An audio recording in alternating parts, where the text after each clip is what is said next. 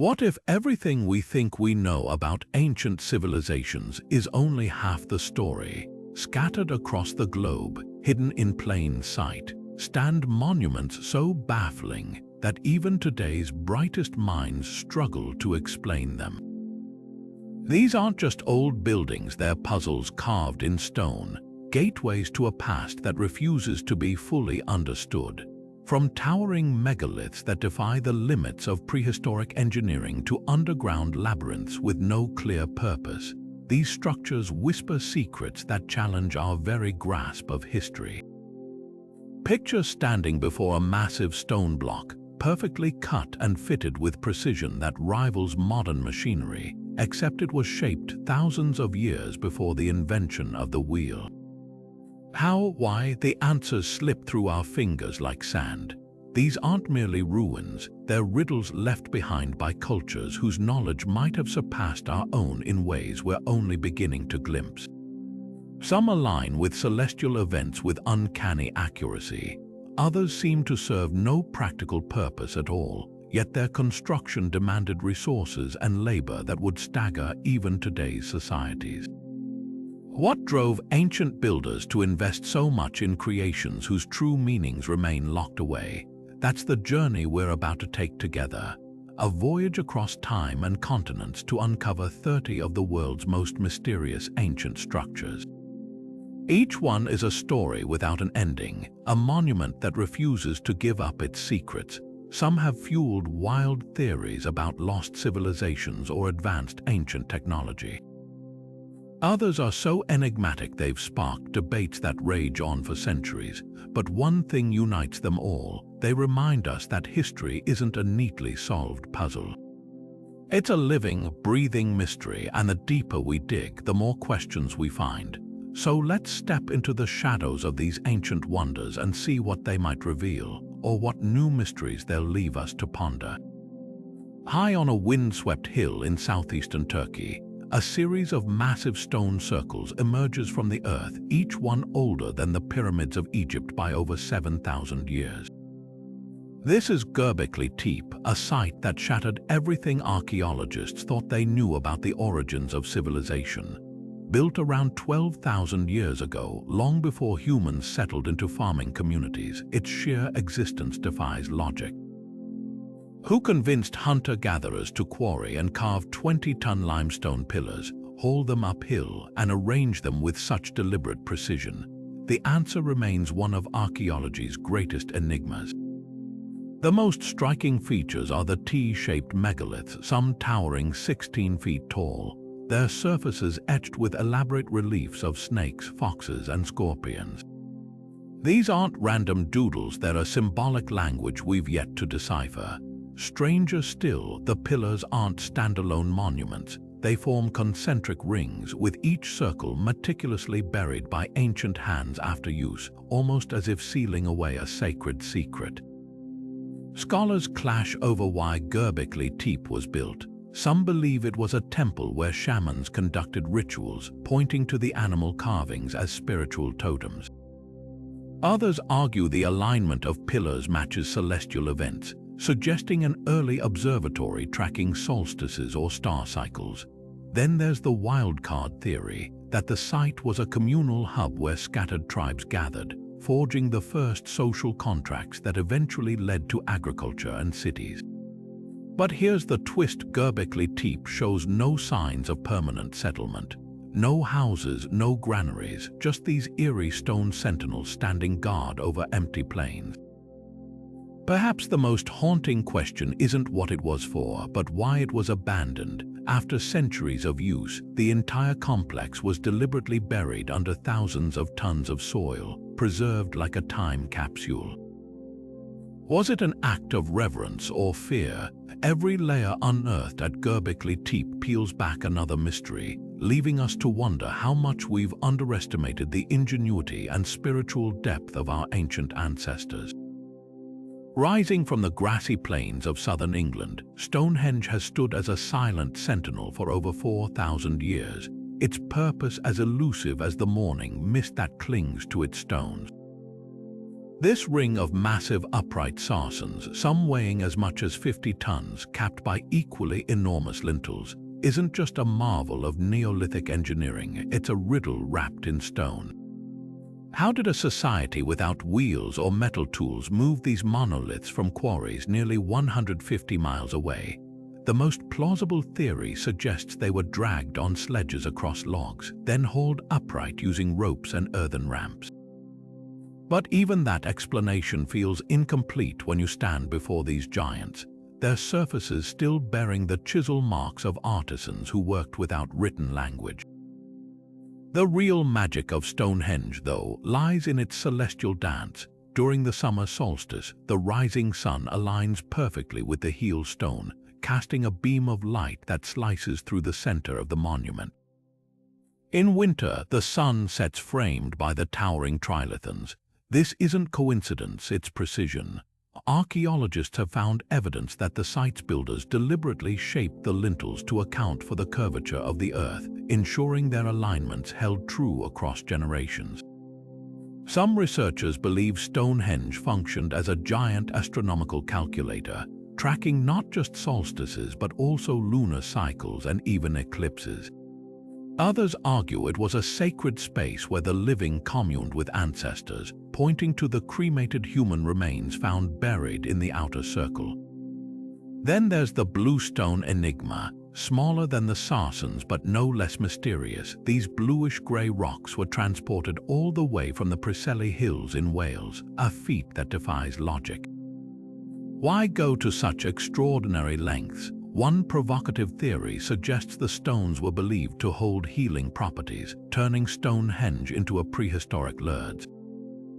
Another posits they were sacred relics from an even older site, carried to this spot as part of a cultural memory we've since forgotten.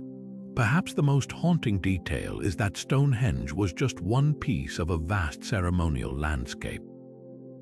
Nearby, the Derinkuyu Walls henge held massive feasts, while the cursus, a 2-mile-long earthwork, seems to chart a processional route aligned with the solstice sunrise. Together, they paint a picture of a society deeply attuned to the rhythms of the cosmos, a people who saw no separation between the earthly and the divine. Modern laser scans have revealed something even more astonishing: hundreds of carvings of axe heads and daggers, invisible to the naked eye, hinting at rituals we can only guess at. What lingers, though, isn't just the how of Stonehenge, but the why. In a world without written records, the stones themselves are the only testament to the beliefs of their builders. Were they marking time, honoring gods, channeling unseen energies? Every theory adds another layer to the mystery, proving that even after centuries of study, Stonehenge refuses to surrender its secrets.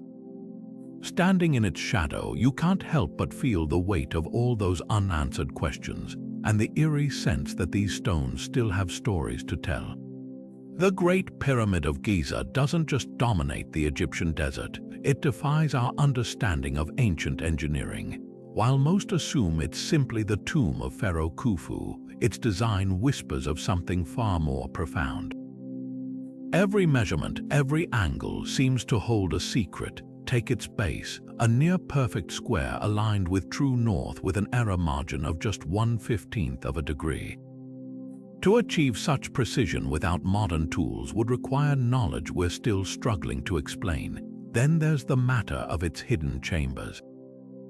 Beyond the King's Chamber and the so-called Queen's Chamber, recent scans reveal voids deep within the structure, spaces with no clear purpose. One, dubbed the Big Void, stretches over 100 feet long. Was it a construction feature, a forgotten treasury, or something more esoteric? Some theorists point to the pyramid's acoustic properties, noting how certain chambers amplify sound frequencies in ways that might have held ritual significance.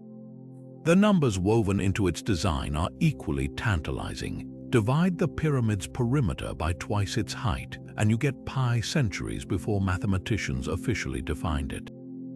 Its dimensions also mirror Earth's proportions on a scale of 1 to 43,200, suggesting an awareness of our planet's size long before such measurements were thought possible. Skeptics call these connections coincidence, but the sheer density of these coincidences strains belief. Perhaps most controversial are the markings deep inside, including red ochre symbols some claim resemble hieroglyphs of advanced tools or even energy sources. Mainstream Egyptologists dismiss such interpretations, attributing them to quarry marks or graffiti. Yet the debate persists, fueled by the pyramid's uncanny durability. Its mortar, for instance, remains stronger than the stone itself after 4.5 millennia. Was this monument purely a tomb, or did it serve as a repository of lost knowledge, a gateway between worlds, a machine harnessing unseen energies? The pyramid guards its truths as fiercely today as it did when the sands of time first began to shift around its base. One thing's certain, the longer we study it, the more questions arise, each layer revealing not answers but deeper mysteries waiting beneath the surface. Etched into the scorched plains of southern Peru, the Nazca Lines remain one of archaeology's most confounding spectacles. These colossal geoglyphs, some stretching over 1,200 feet long, aren't mere scratches on the earth. Their elaborate designs so vast they can only be fully appreciated from the sky, a fact that's fueled speculation for decades. Who crafted these intricate figures, and why would they create art invisible from the ground? The precision is staggering. Monkeys with coiled tails, hummingbirds with wingspans wider than a jumbo jet, geometric spirals that could double as blueprints for modern crop circles, all rendered with near mathematical accuracy.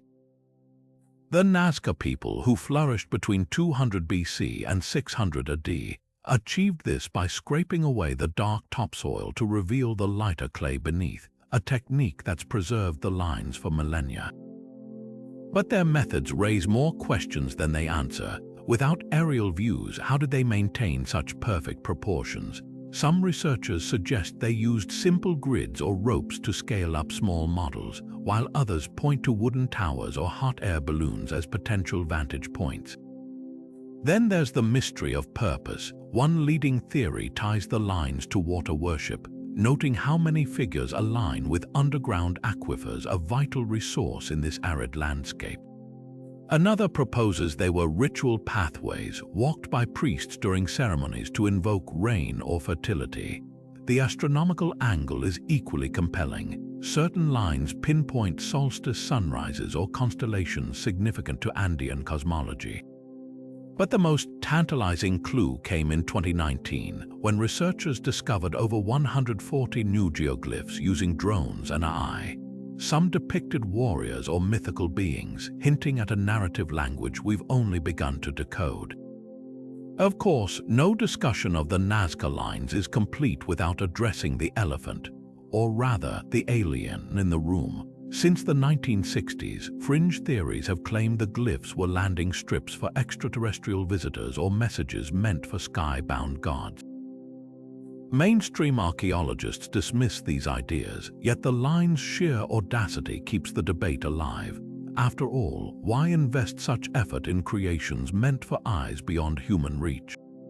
Recent LiDAR scans have deepened the enigma, revealing layers of superimposed designs suggesting the site was revisited and revised across centuries. It's as if the desert itself was a living canvas, each generation adding its own chapter to a story we're still struggling to read. Whether ceremonial, celestial, or something beyond our current understanding, the Nazca Lines stand as a testament to human ingenuity and a humbling reminder that some ancient voices speak in riddles we've yet to solve. Isolated in the vast expanse of the Pacific Ocean, Easter Island's moai stand as silent sentinels of a civilization that once thrived and then mysteriously crumbled. These towering stone figures, some weighing over 80 tons and standing 30 feet tall, weren't just carved, they were quarried from volcanic rock, transported miles across rugged terrain, and erected atop massive ceremonial platforms called ahu. The logistics alone boggle the mind. Without wheels, metal tools, or draft animals, how did the Rapa Nui people move these monoliths? One theory suggests they walked the statues upright, rocking them forward with ropes while teams pulled from either side. a method demonstrated experimentally with smaller replicas. Others propose wooden sledges or log rollers, though the island's deforestation makes this a grim irony. The truth might lie in the roads themselves, ancient paths littered with fallen moai, hinting at transport attempts abandoned mid-journey. Each toppled statue tells a story of ambition clashing with limitation, a civilization pushing its resources to the brink. But the greater mystery isn't how they moved the moai, it's why. Most statues face inland, their hollow eyes gazing not toward the sea but over the villages, as if watching over the living. This aligns with the dominant theory, ancestor worship. The moai likely embodied deified forebears, their presence a spiritual shield for the community. Some even had coral eyes inserted during ceremonies, symbolizing the moment they awoke to protect their descendants. Yet the island's collapse adds a haunting layer. By the time European explorers arrived in the 18th century, many moai lay toppled, their platforms shattered. Traditional narratives blame ecological disaster. Overharvesting of palm trees led to soil erosion, famine, and societal collapse, but newer research complicates this tale.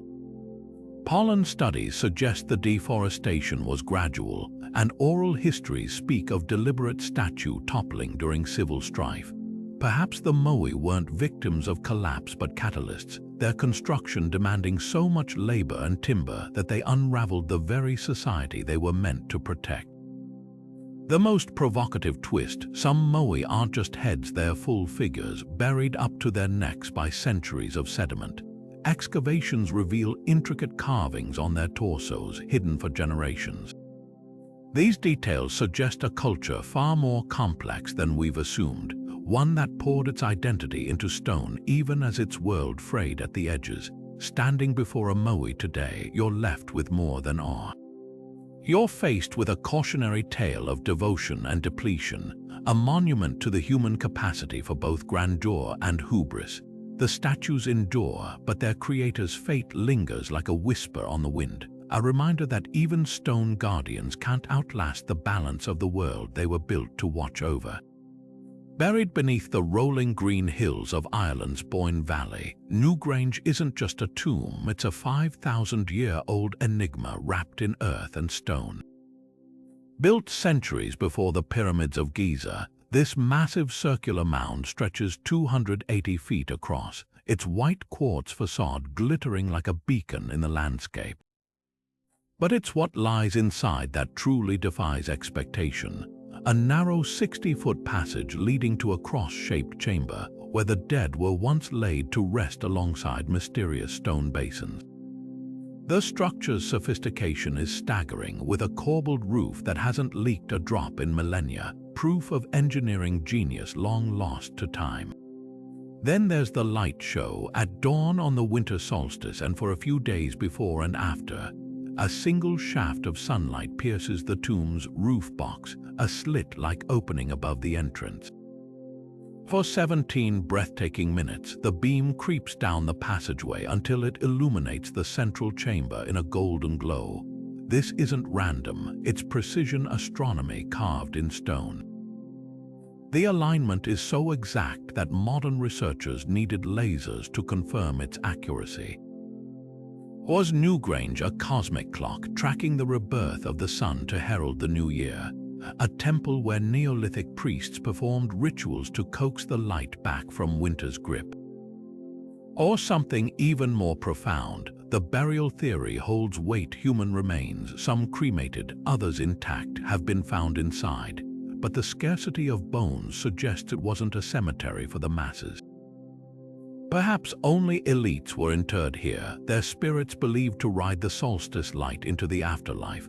Others argue the tomb's spirals and concentric circles, carved into its stones, map celestial patterns or even altered states of consciousness, hinting at shamanic visions induced by darkness and sudden illumination. What's undeniable is the labor involved. Over 200,000 tons of stone and earth were moved by a society without metal tools or wheels, a feat that would have required generations of coordinated effort. The mound's layers of clay and shale weren't just structural. They were acoustically tuned, amplifying voices or chants in eerie ways. And then there's the mystery of the curbstones, especially the entrance stone with its triple spiral motif, a symbol found nowhere else in the world. Does it represent the cycles of life, death, and rebirth, a portal to another realm? Newgrange's secrets are guarded by more than stone. The site was deliberately sealed for centuries, its entrance hidden until its rediscovery in the 17th century. Even today, as visitors crane their necks to watch the solstice light, they're left with more questions than answers. Was this a machine to commune with ancestors? A Neolithic cathedral celebrating the cosmos, or proof that 5,000 years ago, humans understood the heavens in ways we're only beginning to fathom? The stones won't say, but their silence speaks volumes. Beneath the turquoise waves off Japan's Yonaguni Island lies a site that has divided scientists for decades. A massive, terraced structure resembling a sunken step pyramid, its edges unnaturally sharp, its surfaces carved with what look like channels and staircases. Discovered in 1986 by a diver searching for hammerhead sharks, the Yonaguni monument stretches nearly 500 feet long and rises 80 feet from the seabed. At first glance, it's easy to mistake it for the ruins of an ancient city swallowed by the sea. But is this a lost civilization's handiwork or just a stunning geological fluke? Supporters of the artificial origin theory point to the monument's striking symmetry. The main terrace features two near-perfect right-angled platforms connected by what appears to be a grand staircase. Nearby, twin megaliths nicknamed the Turtle and the Stage display flat surfaces and precise edges that seem deliberately crafted. Marine geologist Masaki Kimura, who has studied the site for over 30 years, insists these features defy natural explanation. He's identified carved glyphs resembling Qaeda script, an ancient writing system, and even claims to have found quarry marks and tools nearby. More tantalizing still are the site's alignments. Some surfaces point toward true north, while others may correlate with solstice sunrises, suggesting intentional design. Skeptics, however, see only nature's artistry. Geologist Robert Skock argues that Yonaguni's sandstone is prone to fracturing along flat plains due to tectonic stress, creating the illusion of cut blocks. The staircases, just eroded shelf formations. The carvings, random scratches from centuries of strong currents. Even the apparent right angles occur elsewhere in nature, like Northern Ireland's Giant's Causeway. Critics also highlight the lack of pottery, tools, or other cultural debris typically found at man-made sites. The debate intensifies when you consider sea levels. During the last ice age, Yonaguni was above water, potentially allowing humans to build there. But mainstream archaeology places Japan's complex civilization much later, thousands of years after the area submerged. Unless an unknown culture flourished here millennia earlier, the timeline doesn't add up. Perhaps the truth lies somewhere in between. Some researchers propose a hybrid theory, that the structure is natural but later modified by humans, like Turkey's Göbekli Tepe. Indigenous Ryukyuan legends speak of sunken cities, and nearby caves show evidence of prehistoric habitation. Could Yonaguni have been a sacred site enhanced by ancient hands? Diving here today, the lines blur. Schools of fish dart between formations that could be pillars or mere rock columns. Sunlight filtering through the water casts shadows that play tricks on the eyes, making edges seem sharper, surfaces more intentional.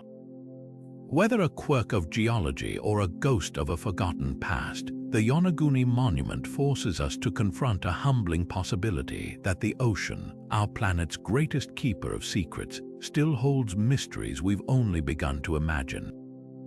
Stretching across the windswept coast of Brittany, France, the Karnak stones form one of the most perplexing megalithic arrangements on Earth. Nearly 3,000 weathered monoliths stand in eerie, parallel rows, some towering over 13 feet high, others worn down to stumps by millennia of rain and wind. Unlike the clustered circles of Stonehenge or the isolated moai of Easter Island, Karnak stones march across the landscape in disciplined lines extending over 2.5 miles, a sight so deliberate it feels algorithmic. But what ancient mind could have conceived such a grid, and for what purpose? Geologists confirm these granite giants were erected between 4500 and 3000 BC, long before the Celts or Gauls inhabited the region. The sheer scale of labor involved is staggering. Each stone, weighing up to 50 tons, was quarried locally, then hauled and planted upright without metal tools or beasts of burden. Yet the real mystery lies in their arrangement. The three major alignments Meinek, Komario, and Koleskan aren't random. At Meinek, 11 converging rows funnel toward a semicircle of stones like spokes meeting a hub. Komario's lines intersect with precision, forming angles that mirror solstice sunrises. Such geometry hints at a sophistication we rarely attribute to Neolithic cultures. One provocative theory suggests the stones functioned as an ancient seismic early warning system. French engineer Pierre Mayreau noted that the megalith's placement correlates with local fault lines. When tested, the stones resonated at frequencies that could amplify subtle tremors, potentially alerting communities to distant earthquakes. Others proposed the alignment served as a colossal astronomical calculator, tracking lunar cycles or eclipses. Computer simulations reveal that certain rows frame the Moon's extreme northern and southern positions during its 18.6-year cycle, a phenomenon few modern observers could identify without software. Then there's the spiritual angle. Many stones cluster around burial mounds, suggesting ritual significance. Celtic legends later woven around the site describe the megaliths as a petrified Roman army cursed by a wizard. Archaeologists dismiss this folklore but acknowledge the hypnotic effect of walking the lines, the way shadows elongate between rows at dawn, creating corridors of light and dark that might have guided ceremonial processions. But the most radical hypothesis comes from researchers like Alexander Thom, who argued Karnak was a prehistoric computer, a physical algorithm for predicting tides, harvest cycles, or even celestial events. The spacing between stones, he claimed, matches mathematical ratios found in later Pythagorean triples, hinting at lost Neolithic knowledge. Mainstream scholars remain skeptical, yet the site's uncanny precision keeps the idea alive. Modern technology has only deepened the enigma. LiDAR scans reveal subsurface stones extending the alignments farther than visible, while ground-penetrating radar shows pits arranged in patterns resembling sound waves. Were these acoustic markers for rituals, territorial boundaries, or something beyond our current frame of reference? Standing among the Karnak stones, you're struck not just by their scale, but by their silence. They offer no inscriptions, no clear iconography, only a relentless geometry that seems to whisper across 6,000 years. Whether as earthquake sentinels, cosmic calendars, or something stranger still, they defy simple explanation. In their stern rows, we glimpse a world where stone was data, landscape was liturgy, and the border between science and sacred was yet to be drawn. Beneath the sun-baked plains of Cappadocia, Turkey, lies a labyrinth so vast it could conceal an entire civilization.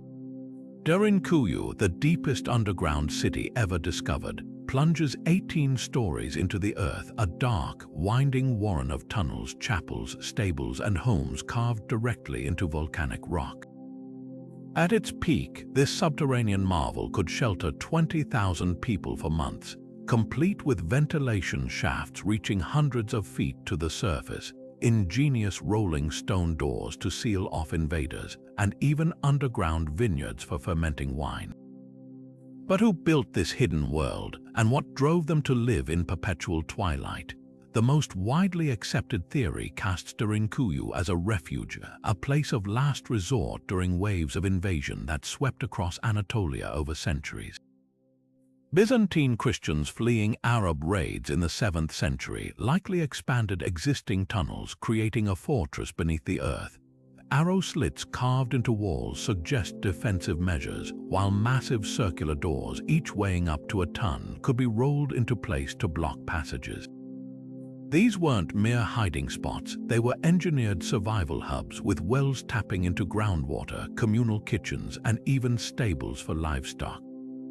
The sheer scale implies meticulous planning, a society prepared to vanish underground at a moment's notice. Yet some researchers argue the city's origins predate crisis. Hittite artifacts found in upper layers hint at construction as early as 2000 BC, possibly as storage for perishable goods in Cappadocia's extreme climate. The stable temperatures underground, a constant 55 degrees Fahrenheit, would have preserved food and wine far better than surface caves. Others point to the site's eerie acoustic properties. Certain chambers amplify whispers, while dead-end tunnels create disorienting echoes, fueling speculation about ritual use. Could Derinkuyu have been a sacred space for initiations or oracle ceremonies, where sound itself became a spiritual tool? The most haunting clues lie in the details. A cruciform church carved 300 feet below ground suggests worship continued even in hiding, while tunnels connecting Derinkuyu to other underground cities hint at a clandestine network spanning miles. Recent thermal scans reveal still unexcavated chambers, some with frescoes of winged angels' art likely hidden from iconoclastic invaders. What truly chills the spine, though, is the city's abrupt abandonment. Personal items, looms, grindstones, ceramic jars were left as if residents planned to return any day. No ash, no bones, no signs of violence, just silence.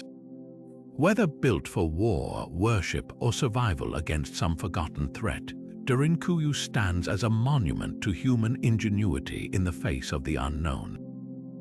Even today, as tourists squeeze through its narrow passageways, the stones seem to whisper, some secrets are meant to stay buried. Rising from the golden grasslands of southern Africa, the stone towers of Great Zimbabwe stand as silent witnesses to a civilization whose grandeur defies colonial myth.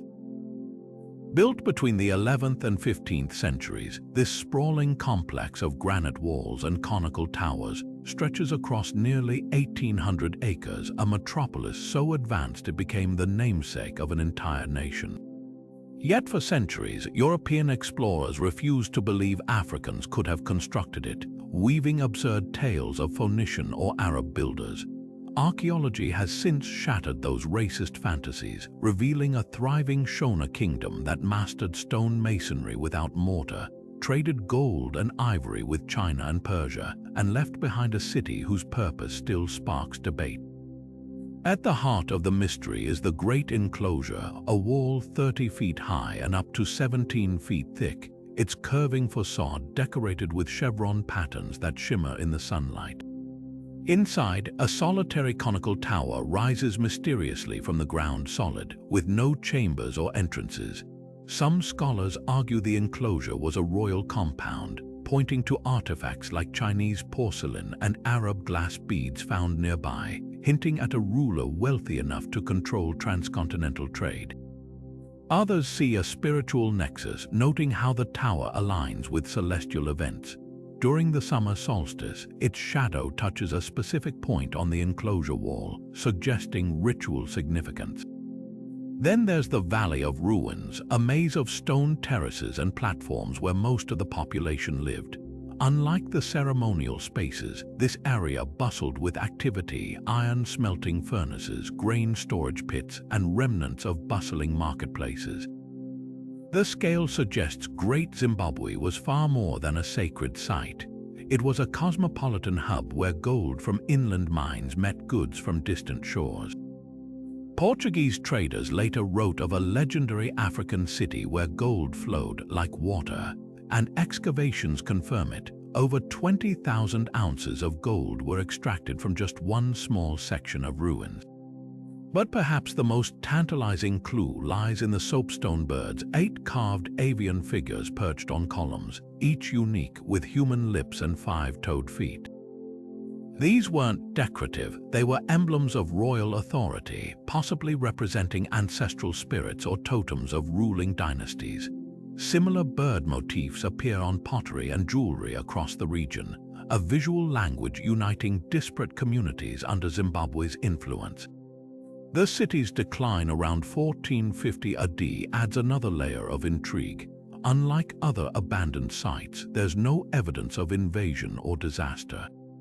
Instead, theories point to ecological strain, overgrazing, deforestation, or perhaps a shift in trade routes as coastal ports gained prominence. By the time Portuguese ships rounded the Cape of Good Hope, Great Zimbabwe was already fading into legend, its stone bones left to whisper stories of a civilization that dared to build towers where others saw only savanna. Standing before these walls today, you're left with more than awe. You're faced with a testament to African ingenuity, a place that forces us to rewrite history's biases stone by stone. Whether palace, marketplace, or holy city, Great Zimbabwe refuses to be pigeonholed. Its true legacy isn't just in the ruins, but in the reminder that brilliance flourishes where narrow minds least expect it. Perched high above the city of Cusco, the walls of Sacsayhuamán defy belief, with their interlocking stones weighing up to 300 tons yet fitting together so tightly you can't slip a razor blade between them. This isn't just mortarless masonry, it's a three-dimensional jigsaw puzzle carved from granite with precision that rivals modern laser cutting technology. The Spanish conquistadors, convinced such craftsmanship couldn't be indigenous, credited mythological giants or divine intervention. But the truth is even more astonishing. These walls are the work of the Inca, a civilization that transformed stone into something almost alive. Walk along the zigzagging battlements and you'll notice something peculiar. The stones aren't uniform rectangles but polygonal shapes with as many as 12 angles, each one custom cut to marry perfectly with its neighbors. This wasn't just aesthetic, it was earthquake-proof engineering.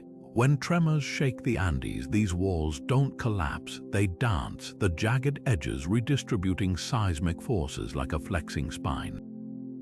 Some researchers believe the Inca used a technique called ashlar, where stones were pounded into shape with harder rocks, then polished with sand until friction alone locked them in place. Others point to mysterious depressions on certain blocks. Could these be clues to a lost lifting mechanism or marks from some form of ancient softening agent? But Sacsayhuamán's purpose is as debated as its construction.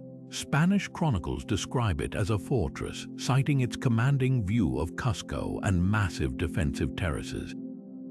Yet the layout tells a different story. The zigzag walls mirror the constellations of the Inca's celestial puma, while underground tunnels lead to sacred springs, hinting at ritual use. Then there's the Inti Raymi festival, where the winter solstice sun aligns with niches in the walls, bathing the central plaza in golden light, a phenomenon too precise to be coincidence. The most radical theory comes from modern mystics who claim the site harnesses Earth's energy. They note how certain stones emit measurable electromagnetic frequencies, while the arrangement mimics acoustic lenses that amplify sound. Could Sacsayhuamán have been a giant resonator, channeling vibrations for healing or spiritual ceremonies? Even mainstream archaeologists acknowledge the site's eerie acoustics. Whispers at one end of the plaza can be heard clearly 200 feet away. What lingers isn't just the how or why, but the sheer audacity of the vision. Unlike Egypt's pyramids or Stonehenge, Sacsayhuamán wasn't built in isolation. It's part of a vast network of similarly precise structures across the Andes, all connected by the Cuhapac-Nyan road system. This wasn't just architecture, it was a physical manifesto of Inca cosmology, where stone, sky, and human ingenuity fused into something transcendent. The walls stand today not as ruins, but as a challenge, proof that a civilization without iron tools or written language could out-engineer the modern world in ways we're only beginning to comprehend. Hidden beneath the rolling hills of China's Zhejiang province, the Longyu Caves are a masterpiece of underground engineering that defy both logic and time. Discovered in 1992 by a curious villager draining a local pond, these astonishing man-made caverns stretch across 30,000 square meters, each chamber hand-carved from solid sandstone with walls so smooth they look polished by modern machinery. But here's the twist: despite their staggering scale, not a single historical record mentions their construction. Who built these echoing halls, and why would such a monumental effort vanish from memory? Step inside and the precision takes your breath away. The walls and ceilings are adorned with uniform chisel marks, each stroke angled at exactly 60 degrees, a consistency impossible to achieve without advanced measuring tools or templates. Pillars left standing at regular intervals support the weight of the mountain above, demonstrating an intimate understanding of structural physics. Yet carbon dating places their creation around 2,200 years ago during the Western Han Dynasty, a period with no known technology capable of such exacting work. Even more baffling, not a single tool or artifact has ever been found inside. It's as if the builders vanished, taking every clue with them. Then there's the acoustics. Speak in certain chambers and your voice resonates with an eerie clarity, as if the walls were designed to amplify sound. Researchers have noted similarities to ancient Greek amphitheaters, where precise angles enhance vocal projection.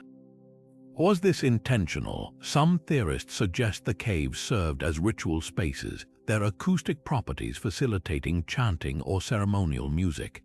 Others propose a more practical use, perhaps as secret military bunkers or subterranean granaries, though the lack of soot marks or storage remnants casts doubt. The mystery deepens when you consider the logistics. Removing the estimated 1 million cubic meters of excavated rock would have required a workforce of thousands laboring for decades. Where did all that rubble go? Satellite surveys show no nearby mounds or deposits matching the volume. Even the local folklore offers no answers, just whispers of a bottomless pond that once hid the entrance, a tantalizing hint that the cave's true purpose might have been meant to stay hidden. Perhaps the most haunting detail is the cave's recurring symbol, a fish carved into the stone. In Chinese culture, fish represent abundance and perseverance, but they're also linked to the underworld. Was this a clue left by the builders, or merely a craftsman's signature? Without written records, we're left tracing shadows. What lingers isn't just the question of how these caves were built, but why their existence was so meticulously erased. Were they a forbidden project, a sacred space deemed too powerful to document, or evidence of a lost chapter in engineering history? The Longyu Caves don't whisper their secrets, they echo them, daring us to listen closer. In the heart of Lebanon's Bekaa Valley, the ruins of Baalbek stand as a testament to both Roman ambition and an older, deeper mystery. At first glance, it's a textbook Roman temple complex: grand columns, intricate carvings, the unmistakable imprint of imperial architecture. But look closer and things get strange. Beneath those familiar Roman arches lie foundations so massive, so inexplicably ancient, they've fueled speculation for centuries. The real enigma isn't the temple itself, it's the three monstrous stone blocks known as the trilithon, each weighing an estimated 800 to 1,000 tons. That's heavier than 3 Boeing 747 jets combined. And somehow, these stones were lifted 20 feet in the air and fitted together with hairline precision long before cranes or hydraulics existed. The most famous of Baalbek's megaliths is the Stone of the Pregnant Woman, an even larger block left half-carved in a nearby quarry. Weighing in at over 1,600 tons, it's the largest known worked stone from antiquity. What's staggering isn't just its size, but the logistics. To move it, engineers estimate you'd need the combined strength of 16,000 laborers pulling in unison, a feat of coordination that seems impossible for any ancient society. Yet there it sits, partially detached from the bedrock, as if the builders simply walked away mid-project. Who could have moved these stones? The Romans credited them to a race of giants, while Arab legends speak of a wizard king who commanded jinn to do the heavy lifting. Modern archaeologists are divided. Some argue the blocks are Roman, citing nearby inscriptions crediting Emperor Antoninus Pius. Others point to telltale signs of far older origins, weathering patterns suggesting the stones predate Rome by millennia, or tool marks resembling those at Bronze Age sites like Egypt's Karnak. Even the temple's orientation offers clues. Its axis aligns not with Roman solar festivals, but with celestial events significant to pre-Phoenician star cults. The mystery thickens when you examine the masonry techniques. The trilithon stones interlock with convex and concave joints, a technique called bossing that absorbs earthquakes by allowing subtle movement. It's the same method seen at Sacsayhuamán in Peru, half a world away. Coincidence or evidence of a lost global architectural tradition? Perhaps the most haunting question isn't how these stones were moved, but why. Baalbek sits atop a subterranean water system, leading some researchers to speculate the site was sacred long before the Romans arrived, a place where megaliths marked underground springs or energy vortices. Others propose it was a prehistoric observatory, with the massive blocks serving as anchors for celestial alignments we've yet to decode. Today, walking through Baalbek's ruins, you're left with a humbling realization. Beneath the familiar veneer of Roman glory lies a puzzle far older, far stranger than history books dare admit. Whether temple, fortress, or something beyond modern categorization, Baalbek whispers a relentless refrain that our ancestors knew more, built grander, and perhaps understood forces we've since forgotten. The stones don't just defy gravity, they defy time itself, standing as silent challengers to everything we assume about the past. Beneath the quiet streets of Malta lies a world that defies imagination. The hypogeum of Hal Saflieni, a subterranean labyrinth carved straight into the island's limestone bedrock over 5,000 years ago. This isn't just a cave, it's a sprawling, three-level necropolis where the very walls seem to hum with secrets. From the moment you descend into its shadowy chambers, the air thickens with questions. Who carved these winding passages, and why did they go to such lengths to hide their work beneath the earth? The structure itself is a masterpiece of prehistoric engineering. The upper level, with its smooth, rounded chambers, resembles the islands above ground megalithic temples, suggesting a connection to the living world. But as you venture deeper, the atmosphere shifts. The middle level unfolds like a maze of burial niches, where the bones of over 7,000 individuals were found stacked in eerie silence. Some chambers are so small they could only accommodate a crouching body, while others open into vast, cathedral-like halls adorned with red ochre spirals, symbols that twist across the stone like echoes of forgotten prayers. Then there's the oracle room, where the hypogeum's true mystery resonates. Stand in this egg-shaped chamber and speak in even a whisper, and your voice amplifies, vibrating through the stone with an otherworldly resonance. Certain frequencies produce a chilling effect. Deep tones seem to linger in the air, as if the walls themselves are singing. Archaeologists have noted how this acoustic phenomenon isn't accidental. The chamber's curvature and the strategic placement of niches suggest deliberate design, a space engineered to manipulate sound. Was this a tool for communion with the dead, a device to induce trance states during rituals? The theory gains weight when you consider the discovery of small, cup-like holes in the floor, which some researchers believe held water to further distort sound, creating an immersive sensory experience.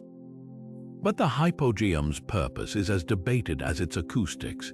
The sheer volume of bones points to a funerary complex, yet the absence of everyday artifacts, tools, pottery, or signs of habitation hints at something more ceremonial. Some chambers feature false doors carved into the walls, mirroring the megalithic temples above ground, as if marking portals to another realm. Then there's the so-called Holy of Holies, a recessed alcove framed by pillars that precisely aligns with the winter solstice sunrise. When dawnlight once seeped through an opening now lost to time, it would have illuminated this sacred niche in a golden beam, a fleeting connection between the underworld and the returning sun. The most haunting enigma, though, is the hypogeum's sudden abandonment. Unlike other ancient sites, there's no evidence of invasion or catastrophe. The chambers were simply sealed, their secrets buried until a construction crew accidentally broke through the ceiling in 1902. Even today, with advanced technology, we've only mapped a fraction of the complex. Ground-penetrating radar hints at undiscovered chambers, perhaps even deeper levels still untouched. Walking through the hypogeum today, you're left with more than awe. You're faced with a paradox, a space that feels at once like a tomb and a temple, a scientific marvel and a spiritual nexus. Whether it was a bridge to the afterlife, a resonant chamber for ancient sound rituals, or something beyond our modern categories, one thing is certain: the hypogeum doesn't just hold Malta's past. It reverberates with it, a silent echo waiting for someone or something to listen. Carved from basalt so hard it would blunt modern steel tools, the Olmec colossal heads stare out from Mexico's jungles with an expression that's equal parts serene and unsettling. These massive sculptures, each weighing between 6 and 50 tons, depict faces with broad noses, full lips, and distinctive helmet-like headgear features so vivid they feel like portraits snatched from history. But here's the riddle: they were crafted over 3,000 years ago by the Olmec, Mesoamerica's so-called mother culture, a civilization that left no written records to explain why they devoted such staggering effort to immortalizing these figures in stone. 17 heads have been discovered so far, scattered across the Olmec heartland near the Gulf of Mexico. The most striking detail isn't their size, though some tower over 9 feet tall, but their individuality. No two faces are alike. Some smirk faintly, others gaze with regal detachment. Their headdresses vary intricately, adorned with symbols that might represent clan insignia or celestial motifs. This specificity suggests they depict real people, perhaps rulers, warriors, or deified ancestors, but without names or context we're left guessing. Were they memorials to the dead? Monuments to living kings, or even trophies taken from defeated enemies? The logistics of their creation boggle the mind. The basalt came from the Tuxtla Mountains, quarried with stone tools and dragged over 50 miles through swamps and uneven terrain. Archaeologists speculate the Olmec used a combination of sledges, rollers, and brute manpower, possibly lubricating paths with water or mud to reduce friction. Yet, even with these methods, transporting a single head would have required hundreds of laborers working in unison, a feat that speaks to the Olmec's organizational prowess. More puzzling is what happened to these sculptures after their makers vanished. Many heads were deliberately buried or moved from their original sites, some facing outward as if guarding empty plazas. At La Venta, 4 heads were arranged in a line, their backs to a ceremonial mound, as if observing a ritual only they could witness. Later cultures like the Maya and Aztec revered the Olmec as mythic forebears but left no clues about the head's significance. Modern technology has peeled back some layers. Ground-penetrating radar at San Lorenzo revealed head fragments and broken monuments in hidden pits, hinting at deliberate destruction, perhaps during revolts or dynastic shifts. Meanwhile, chemical analysis of the stone traces some heads back to specific quarries, revealing trade networks far more extensive than previously imagined.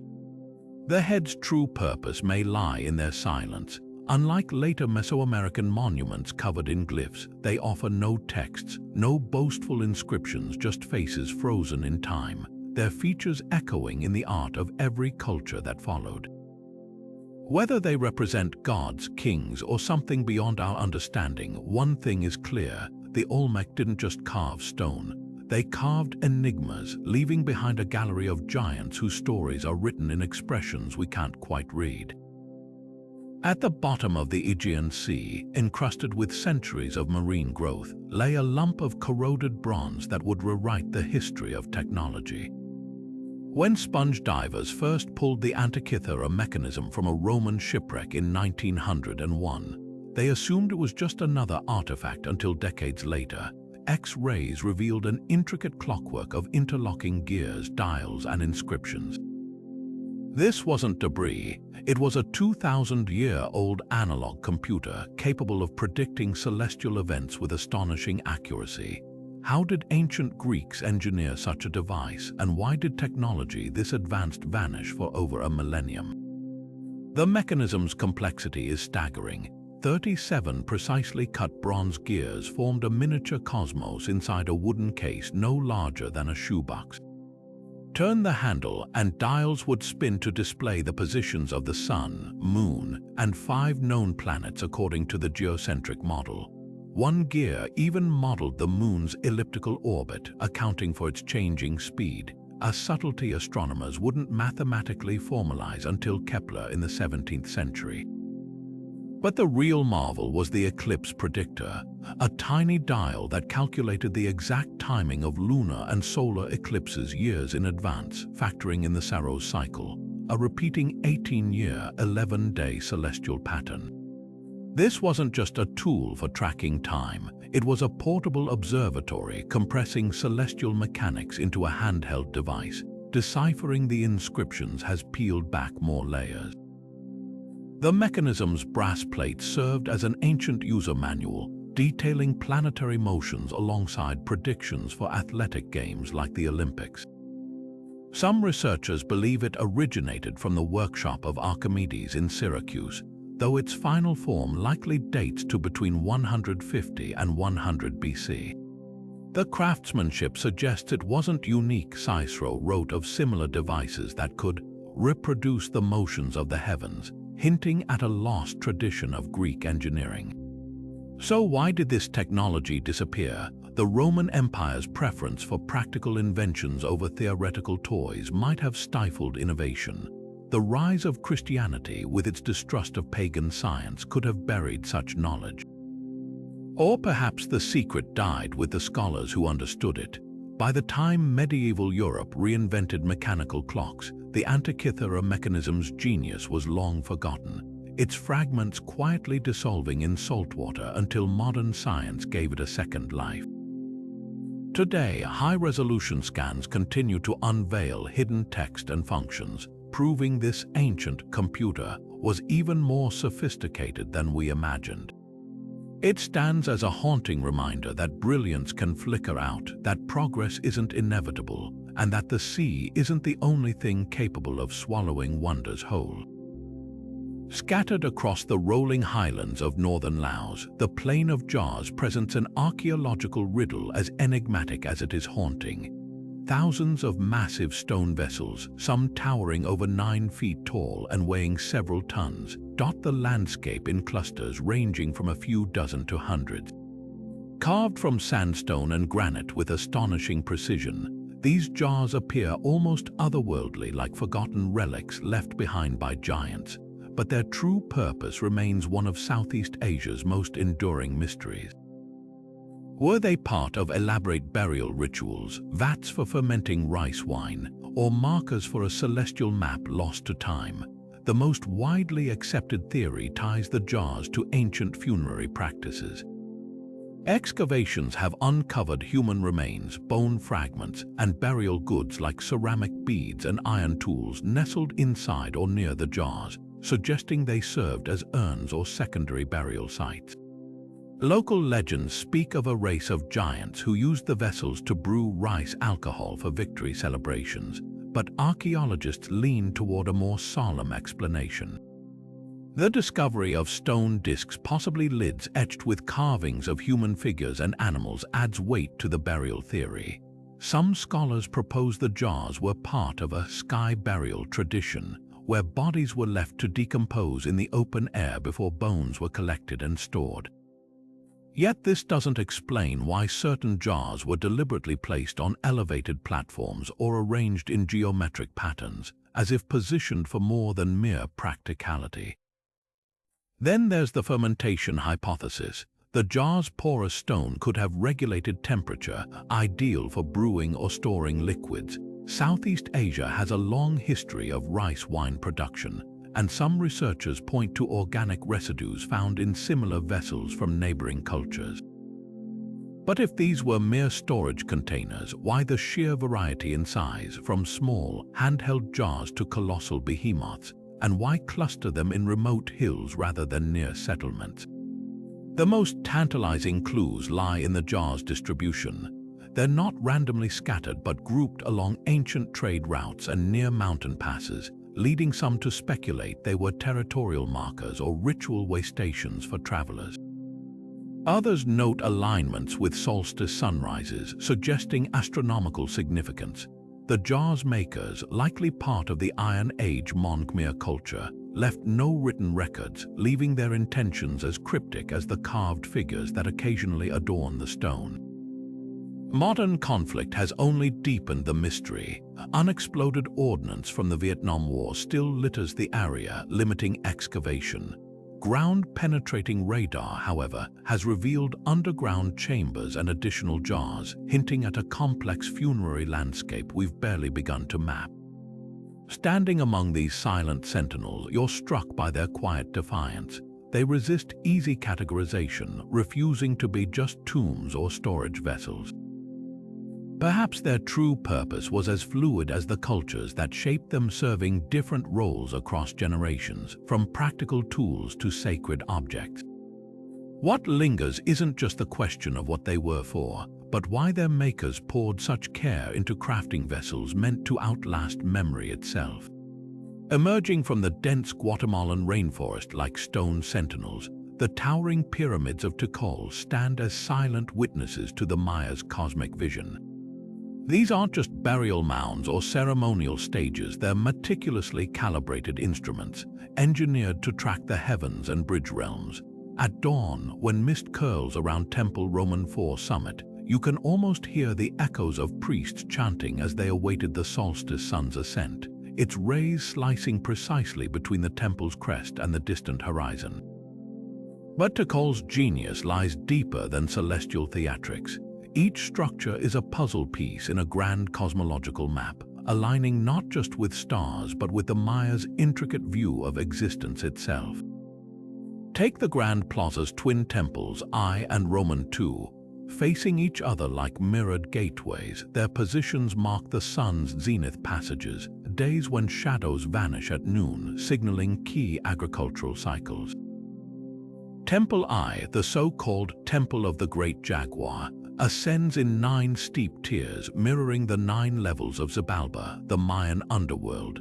Beneath it lies the tomb of King Jasorchan Kayawil, his burial chamber packed with jade and inscribed bones, suggesting these pyramids were more than monuments. They were portals designed to guide rulers through the treacherous afterlife while maintaining their connection to the living world through celestial alignments. The real marvel, though, is how Tikal's entire layout functions as an astronomical computer. Researchers have found that sight lines between specific temples frame Venus at its most brilliant appearances, a planet the Maya associated with war and renewal. Even more astonishing, the city's causeways, often dismissed as mere roads, form precise angles to track the Pleiades' heliacal rising, an event linked to planting seasons and mythic creation stories. This wasn't urban planning, it was sacred geometry etched into the earth. Yet the mysteries multiply underground. Recent LiDAR scans have revealed a labyrinth of tunnels beneath Tikal's pyramids, some leading to water-filled chambers echoing with stalactites. These cenotes weren't just water sources, they were entrances to the underworld, where rituals invoked Choc, the rain god. Spanish chronicles describe ceremonies where offerings, including sacred blue dye, were cast into these pools to summon storms.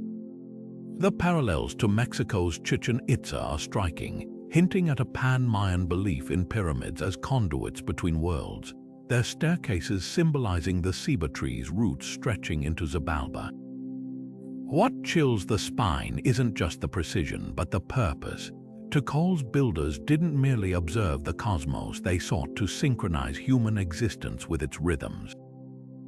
Temples doubled as calendars, their shadows marking dates for planting, war, or coronation. the very mortar mixed with ash from sacred fires, binding the stones to ritual as much as architecture. When the morning sun floods Temple Roman IV eastern face, illuminating carvings of serpent deities, you're left with a humbling thought. These weren't just buildings. They were living dialogues with the universe, stone petitions to forces we've only begun to comprehend. High on the windswept Altiplano of Bolivia, the ruins of Pumapunku don't just challenge our understanding of ancient engineering, they mock it.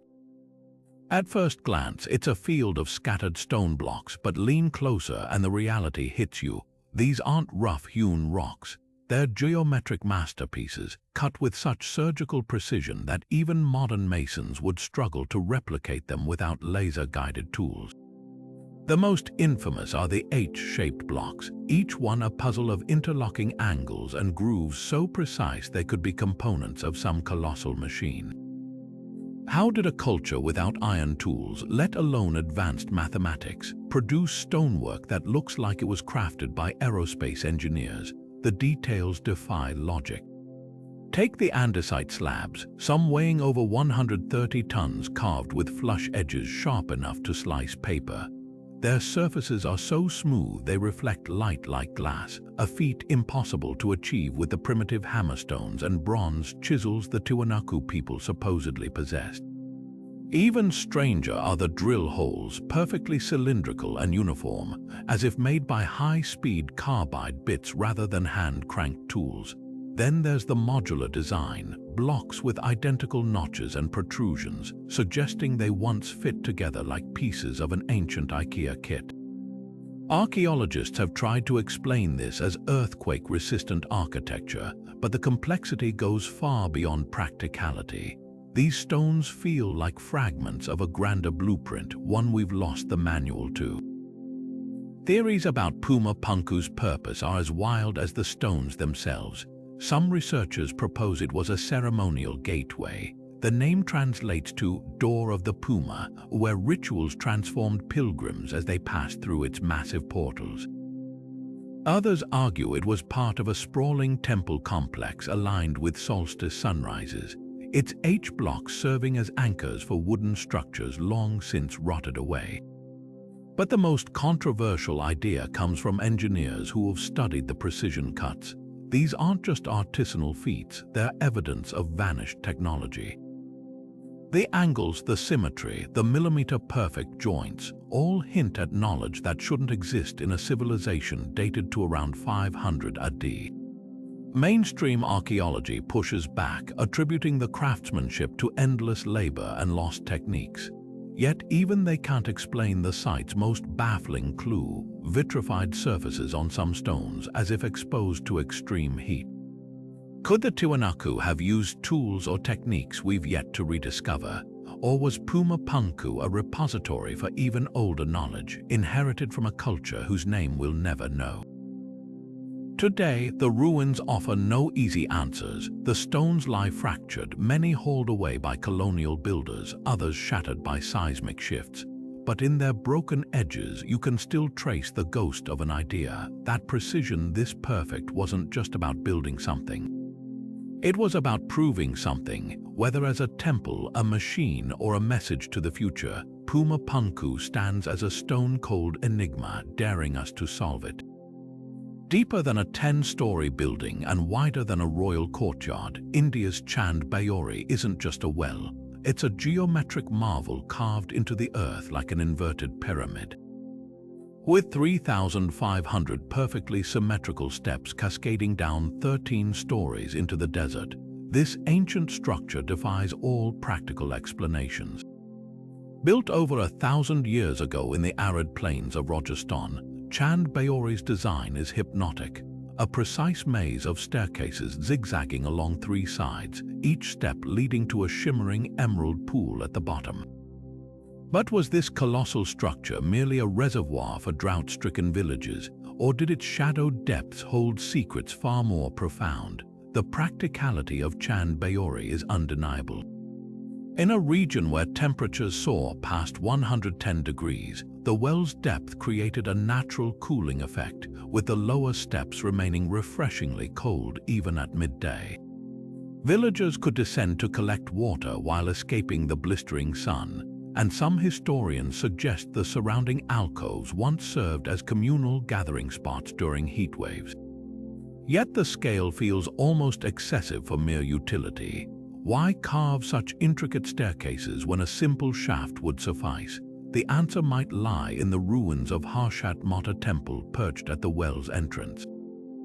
This pairing of sacred and secular hints at a dual purpose. The water nourished bodies while the architecture nourished souls. Local legends whisper of rituals performed on moonlit nights where the steps transformed into a stage for temple dancers.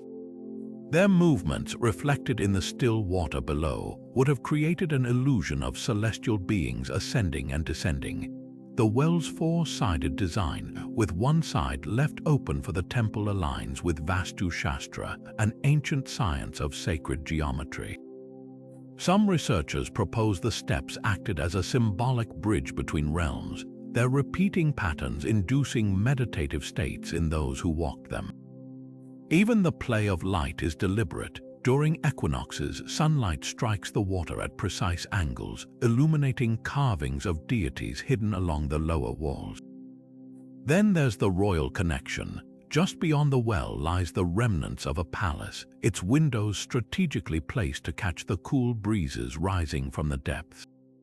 Could Chand Baori have been an early form of air conditioning, its step design funneling chilled air into royal chambers?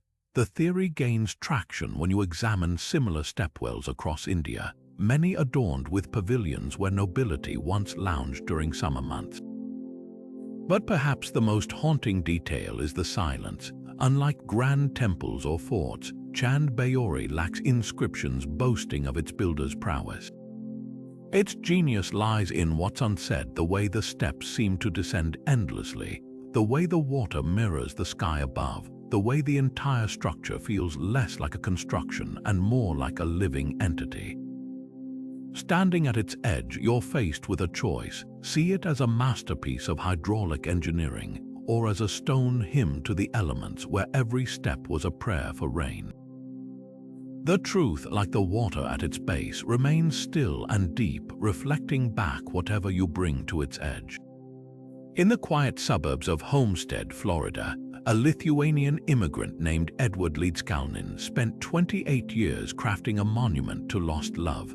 A sprawling complex of coral stone sculptures weighing over 1,100 tons, all shaped and placed by one man working alone under the cover of darkness. The Coral Castle, as it's now known, isn't just a quirky roadside attraction. It's a modern engineering puzzle wrapped in romance and defiance. How did a 5-foot-tall, 100-pound man with only a 4th-grade education carve and lift blocks of oolitic limestone, some heavier than a pickup truck, without machinery, helpers, or even witnesses? The answer might lie in secrets Leedskalnin claimed to have uncovered, secrets he said would make the pyramids look like child's play. The most baffling features aren't the sculptures themselves, though the 9-ton gate that pivots with a single finger's touch is mind-bending, but the methods behind them. Leedskalnin left behind no blueprints, no journals, just cryptic hints like, "I have discovered the secrets of the pyramids," and a handwritten pamphlet titled Magnetic Current. He spoke of harnessing the perpetual motion holder, a force he believed could manipulate gravity itself. Some researchers speculate he tapped into Earth's electromagnetic fields, citing his odd collection of car batteries and makeshift generators found in his workshop. Others note how the coral block's placement aligns with ley lines or lunar cycles, suggesting celestial knowledge passed down through obscure traditions. Then there's the hands-on evidence. The stones fit together so tightly that even today, decades later, you can't slip a credit card between them, precision reminiscent of Inca masonry. Witnesses reported seeing Leedskalnin move boulders at night, humming softly as they seemingly floated into place. When pressed, he'd only say, "It's not difficult if you know how." Skeptics argue he used simple leverage and pulleys, pointing to his homemade tripod and block and tackle system. But that doesn't explain the speed or silence of his work. Neighbors who spied on him swore they never heard clinking tools or grinding stone, just the occasional muffled thud. Theories spiral from there. Did Leedskalnin rediscover an ancient anti-gravity technique, like the legends of acoustic levitation said to have built Baalbek or Sacsayhuamán? Was he channeling some form of earth energy, as the castle's alignment with magnetic north implies? Or was it all an elaborate sleight of hand, masking mundane methods with mystique? Even modern engineers struggle to replicate his feats. In 2015, a team tried to move a replica of the 9-ton gate using period-appropriate tools. It took them 6 hours and a crew of 10. What lingers isn't just the how, but the why. Leedskalnin built the castle for Agnes Scuffs, his fiancée, who left him the night before their wedding. Sweet 16, he called her, carving a heart-shaped table where he'd hoped they'd one day reconcile. The castle became his life's work, a testament to devotion as much as ingenuity. Today, as tourists marvel at the rocking chairs hewn from single stones or the Polaris telescope perfectly aligned with the North Star, the coral castle whispers a dual legacy: that love can move mountains and that some secrets die with their keepers. Whether through hidden physics or sheer willpower, Leedskalnin proved one thing: mystery doesn't belong solely to the ancient past. Sometimes it's waiting in your own backyard. Nestled beneath the dense jungles of West Java, Gunung Padang has ignited one of the most heated debates in modern archaeology. At first glance, it appears as a terraced hill strewn with ancient columnar basalt, a natural formation common in volcanic regions. But drill deeper and things get controversial. Geoelectric surveys and ground-penetrating radar reveal what some researchers claim are hidden chambers and layered structures beneath the surface, suggesting this might not just be a hill, but the world's oldest pyramid, dating back an astonishing 20,000 years. If true, it would rewrite human history, placing advanced engineering millennia before the rise of Mesopotamia or Egypt. The site's surface alone sparks curiosity. Stone terraces climb the hillside like steps, their blocks arranged with geometric precision. Local legends call it the Mountain of Enlightenment, a sacred place where ancient sages meditated. But it's the subterranean anomalies that fuel speculation. Core samples extracted in 2012 contained layers of compacted rock and soil interspersed with what some argue are artificial cavities, one even yielding carbon-dated organic material from 12,000 BC. Skeptics dismiss these findings, attributing the formations to natural weathering or volcanic activity. The debate hinges on interpretation. Are those angular rocks beneath the soil the ruins of a lost civilization's temple, or just the whims of geological forces? Excavations led by Indonesian archaeologist Danny Hilman Natawajogja have drawn fierce criticism. His team's use of heavy machinery to dig into the hillside alarmed preservationists who fear irreversible damage. Meanwhile, mainstream archaeologists question his methods, pointing to a lack of peer-reviewed evidence for the pyramid theory. The controversy took a political turn when Indonesia's government initially backed the excavations, fueling nationalist pride, only to halt them amid scholarly backlash. What's undeniable is the site's magnetism. Energy dowsers claim Gunung Padang sits atop intersecting ley lines, while local shamans insist the hill emanates a palpable spiritual force. Scientific instruments have detected unusual electromagnetic fluctuations near the summit, though whether these stem from hidden metallic deposits or something more enigmatic remains unclear.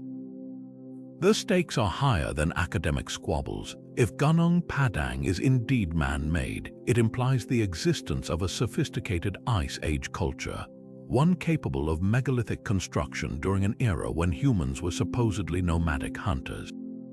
Alternatively, if it's natural, its uncanny symmetry becomes a lesson in how easily geology can mimic human design. For now, the hill keeps its secrets cloaked in soil and skepticism, a silent challenge to everything we think we know about humanity's first architects. Whether shrine or fluke, it reminds us that the past is far stranger than our textbooks dare admit. Rising from the red clay of rural Georgia like a modern-day Stonehenge, the Georgia Guidestone stood for decades as one of America's most cryptic monuments until explosives reduced them to rubble in 2022. Erected in 1980, this 19-foot-tall granite slab bore instructions for humanity in 8 languages from English to Swahili, etched with eerie precision. Its 10 commandments for a new age of reason ranged from practical advice like maintain humanity under 500 million in perpetual balance with nature to cryptic calls to guide reproduction wisely. But who carved these words into stone, and why did someone later decide this enigmatic structure had to be erased? The mystery begins with the monument's origin. A man using the pseudonym R.C. Christian commissioned the Guidestones, claiming to represent a small group of Americans who wished to leave guidance for future generations. Local stoneworkers recounted how he paid in cash, refusing to reveal his true identity or the names of his associates. The design itself was steeped in symbolism. 4 outer stones oriented to track the sun's yearly migration, a center slab with a hole aligned to the North Star, and a capstone declaring the languages in Babylonian cuneiform. This wasn't just a message, it was a celestial clock and a Rosetta Stone rolled into one. Speculation about the group behind the Guidestones has ranged from secretive doomsday cults to elite futurists planning for societal collapse. The monument's emphasis on population control and sustainability fueled conspiracy theories, with some linking it to globalist agendas or even satanic sects. Others saw it as a well-intentioned attempt to preserve knowledge akin to the Svalbard Global Seed Vault. The stone's alignment with solstices and equinoxes added fuel to the fire, drawing comparisons to ancient megalithic sites, except this time the builders left a manifesto. Then came the destruction. In the pre-dawn hours of July 6, 2022, an explosion shattered one of the Guidestone's pillars. Surveillance footage captured the blast, but the perpetrators, who left no manifesto or claim of responsibility, vanished into the night. Authorities demolished the rest of the structure later, citing safety concerns. The act felt symbolic, a modern monument to uncertainty, torn down by forces just as shadowy as those who erected it. Some celebrated its demise as a strike against occult influence. Others mourned the loss of a puzzle they'd spent decades trying to solve. What lingers isn't just the question of who built the Guidestones, but why they provoked such visceral reactions. Were they a warning, a blueprint, or merely an elaborate hoax? The stone's physical absence now mirrors the void they sought to fill. A void where mythology, paranoia, and genuine concern for humanity's future collide. In the end, the Guidestone's true legacy might be this: that even in our age of information, some messages are carved not to be understood, but to be debated in the echoes they leave behind. Carved from the heart of a basalt cliff in Maharashtra, India, the Kailasa temple doesn't just rise from the rock. It erupts from it, as if the mountain itself had split open to reveal a divine vision. This isn't construction, it's subtraction. Imagine workers chiseling downward, top to bottom, removing over 200,000 tons of stone to create a freestanding complex of courtyards, pillars, and shrines, all from a single monolithic block.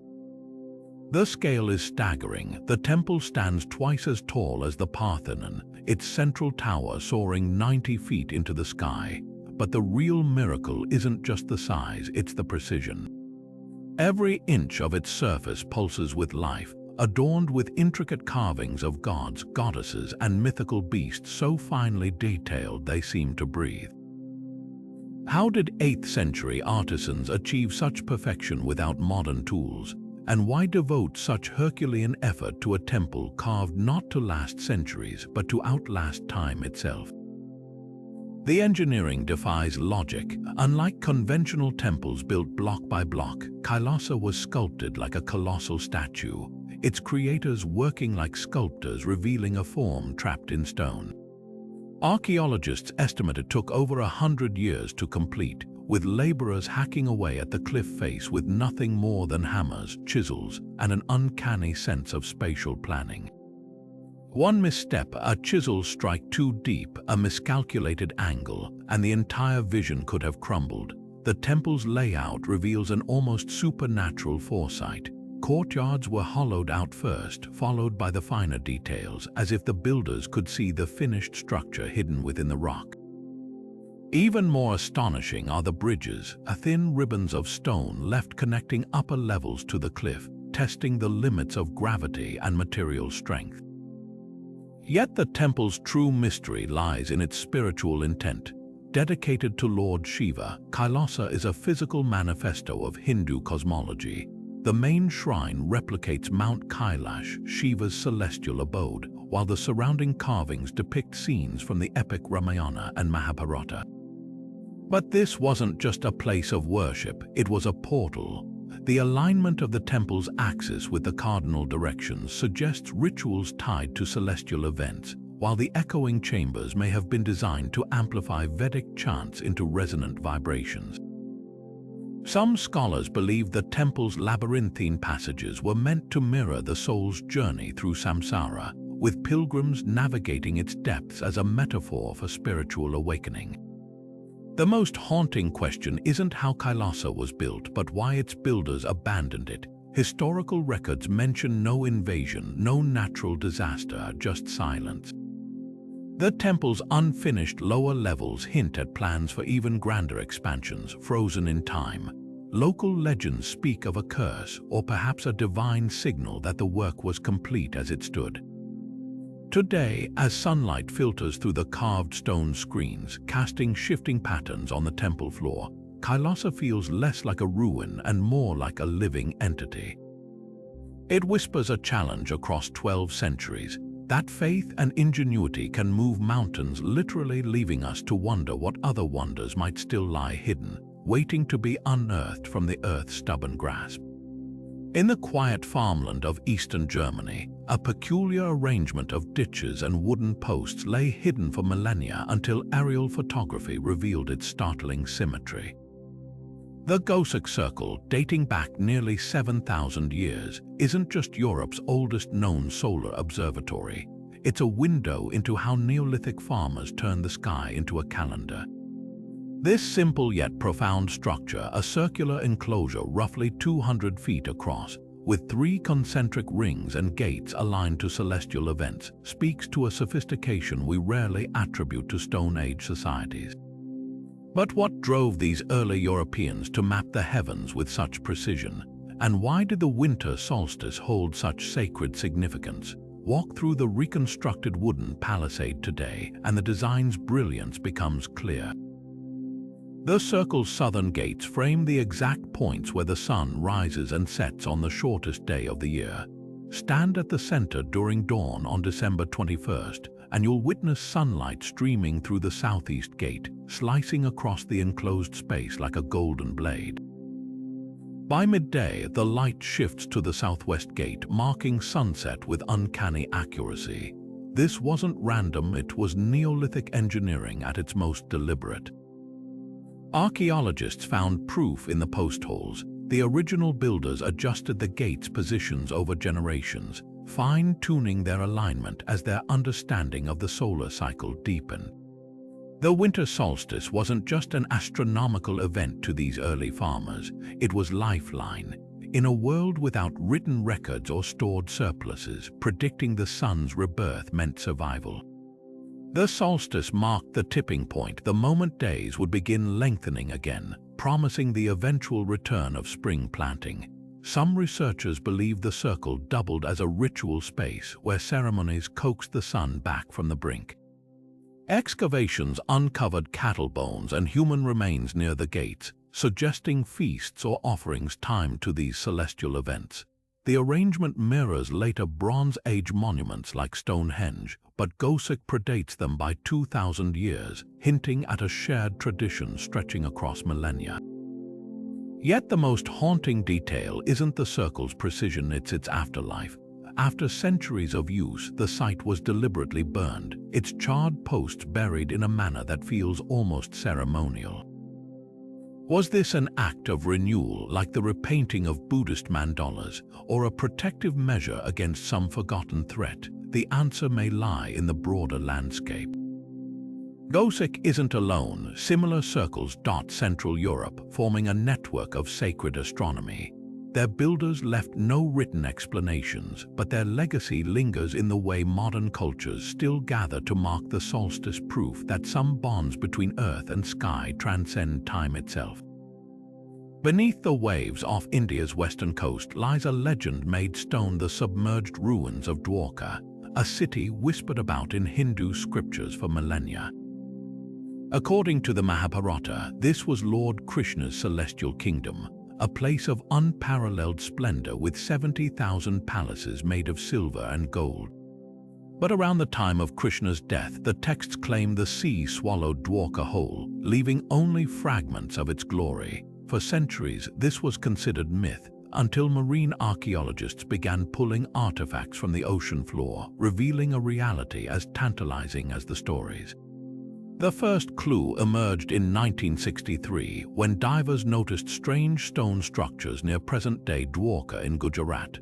Over decades, systematic excavations uncovered massive stone blocks, some weighing over a ton, arranged in grid-like patterns resembling city streets. Pottery shards, anchor stones with drilled holes, and even a seal inscribed with a three-headed animal, matching descriptions from ancient texts, were lifted from the seabed. Carbon dating placed these artifacts around 1500 BC, aligning with the traditional timeline of Krishna's reign. But the real shock came when sonar scans revealed a vast, submerged settlement stretching over half a mile, its layout mirroring the Mahabharata's descriptions of a planned geometric city.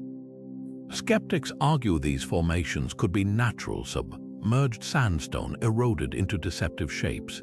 Yet the uniformity of the stone blocks and their deliberate alignments defy easy geological explanation. The discovery of a stone jetty, identical to those used in ancient Indian port cities, further blurs the line between myth and history. Even the local tidal patterns add intrigue. The area experiences extreme coastal subsidence, with historical records noting villages vanishing underwater as recently as the 19th century. Could Dwarka be another casualty of rising seas, its fate exaggerated into legend over time? The most compelling evidence lies in the details. One recovered artifact, a carved stone slab, depicts a chariot wheel, a symbol intimately tied to Krishna's mythology. Underwater walls show signs of mortarless construction, a technique used in other Indus Valley sites like Dolavira. Then there's the Dwarka arrowhead, a bronze artifact eerily similar to weapons described in the epic. Marine archaeologists also note the site's strategic location. Nestled at the confluence of the Göbekli River and the Arabian Sea, it would have dominated ancient trade routes just as the texts describe. But the debate rages on. Without definitive inscriptions naming the site as Krishna's Dwarka, some scholars caution against conflating archaeology with theology.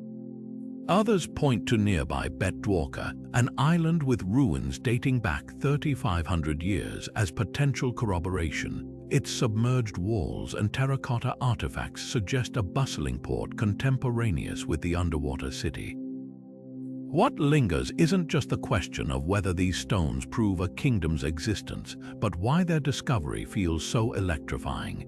Dwarka straddles the boundary between faith and fact, a place where waves wash over the edges of history itself. Whether as a sacred site or a lost metropolis, its silent ruins challenge us to reconsider how thin the veil between legend and reality might truly be, and how much of our past still waits, patient as the tides, to be uncovered. Perched like a stone serpent above Cusco, the walls of Sacsayhuamán defy logic with their interlocking zigzag pattern, a fortress, a temple, or perhaps the world's oldest earthquake-proof design. These towering limestone blocks, some weighing over 300 tons, fit together without mortar yet resist even the most violent Andean tremors. Spanish chroniclers, awestruck by their scale, claim demons must have built them, but the truth lies in the Incas' profound understanding of both stone and earth. Walk your fingers along the joints between these polygonal giants, and you'll feel no ridge, no gap, just a seamless fusion where convex curves meet concave hollows. This technique, called ashlar masonry, isn't just artistry, it's engineering genius. When the ground shakes, the stones shift and settle back into place like pieces of a dynamic puzzle, a feature modern architects now study for seismic resilience. But Sacsayhuamán's purpose goes beyond practicality. The zigzag walls mirror the teeth of the puma, the sacred animal whose outline once mapped the Inca capital below. During the Inti Raymi festival, sunlight floods through precisely aligned niches, illuminating ritual spaces where priests may have channeled the sun god's power. Underground tunnels, some leading to natural springs, hint at ceremonies merging water worship with celestial observation. Even the acoustics play a role, whisper at one end of the plaza, and the sound carries 200 feet with eerie clarity, as if the stones themselves were designed to amplify prayers or commands. The controversy erupts over construction. How did a culture without wheels or iron tools quarry, transport, and lift these megaliths? Some point to carved protrusions on certain blocks, handholds for ropes, anchors for a forgotten lifting mechanism. Others cite Pedro Cieza de Leon's 16th century account of a mysterious viticulture plant juice that allegedly softened stone, a claim modern experiments with acidic solutions have cautiously echoed. The most haunting clue lies in nearby quarries where partially extracted blocks bear the same distinctive knob and groove patterns, frozen mid-process as if the workers vanished mid-task. Today, Sacsayhuamán refuses to be pigeonholed. Archaeologists debate whether it was a military stronghold, its high vantage and storage silos suggest siege preparedness, or a cosmological theater where architecture mirrored the heavens. The answer may lie in its very ambiguity. For the Inca, the division between fortress and temple barely existed. Every wall was both shield and shrine, every alignment both strategy and sacrament. As the afternoon sun casts long shadows across those zigzag ramparts, the stones whisper a lesson modern society has yet to fully grasp, that the greatest strength emerges when function and faith intertwine. Buried deep beneath the lower soil of Xi'an lies an army frozen in time, 8,000 terracotta soldiers standing in silent formation, each face carved with startling individuality. Discovered by farmers digging a well in 1974, the terracotta army wasn't just a funerary display for China's first emperor, Qin Shi Huang.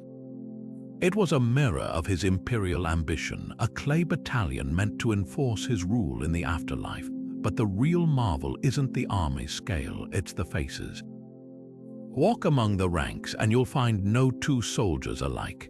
Some wear expressions of grim determination, others youthful naivety. Their hairstyles, ear shapes, even the folds of their armor reveal regional differences, suggesting artisans modeled them after real conscripts from across the empire.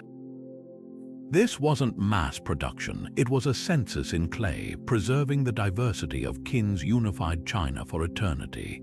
The warriors' weapons whisper of forgotten craftsmanship. Originally, they held real swords, crossbows, and spears. Over 40,000 bronze weapons have been recovered, many still sharp enough to draw blood after 22 centuries. Metallurgists studying the blades made a chilling discovery. They were coated with chromium dioxide, an anti-rust technique not reinvented until the 20th century. Even more perplexing are the arrowheads, their alloy composition so consistent it suggests centralized, almost industrial-scale production. Yet historical records claim Qin's dynasty lasted only 15 years. How did they achieve such precision so quickly? Some scholars speculate this military standardization was the secret behind Qin's conquest of warring states, a foreshadowing of modern warfare buried underground. All eyes now turn to the untouched heart of the necropolis, Qin's tomb itself. Ancient texts describe a subterranean palace with rivers of mercury representing China's great waterways, its ceiling studded with pearls as stars. Modern soil tests reveal mercury levels near the tomb mound 60 times higher than normal, hinting at truth behind the legend, but the real danger may lie deeper. Sima Qian, a Han Dynasty historian, warned of crossbows rigged to fire at intruders, a claim some take seriously after discovering trigger mechanisms in nearby pits. The Chinese government has resisted excavation, citing preservation concerns, but rumors persist of infrared scans detecting underground chambers with unusual metallic assemblies. Perhaps the army's greatest secret isn't what it guards, but what it represents. Qin didn't just bury soldiers, he interred an entire imperial ecosystem. Recent excavations uncovered terracotta bureaucrats, musicians, and even acrobats, suggesting the emperor sought to replicate his court in minute detail. Then there's the mystery of the missing helmets. Despite Qin's reputation for militarism, almost none of the warriors wear head protection. Some historians interpret this as psychological warfare from beyond the grave, projecting an image of invincibility.